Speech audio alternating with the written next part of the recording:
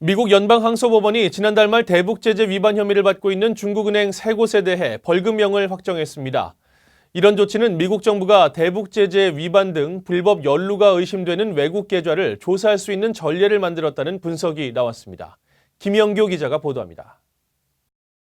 미국 컬럼비아 법대 저널인 블루스카이에 대북제재 위반 혐의가 있는 중국은행 3곳에 대한 미국 연방항소법원의 판결을 분석한 글이 실렸습니다.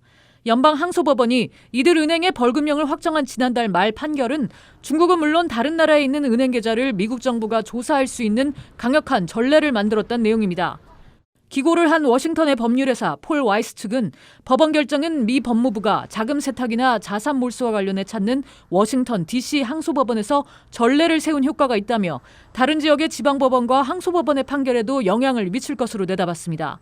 미국 내 계좌를 통하지 않은 해외 자금 거래 기록에 대해서도 미국 정부가 조사할 수 있도록 권한을 확장시켰다는 평가입니다.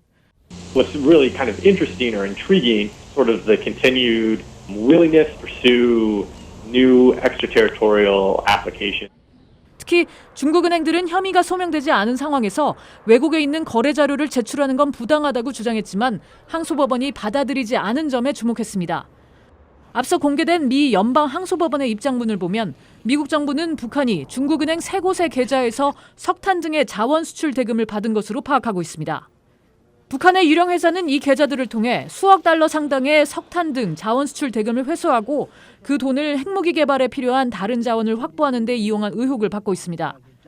워싱턴 DC 지방법원은 지난 4월 이들 중국 은행들에 대해 대북제재 위반 혐의와 관련한 자료를 제출하거나 대배심의 증인을 출석시키라고 명령했지만 따르지 않자 매일 5만 달러의 벌금을 부과했습니다.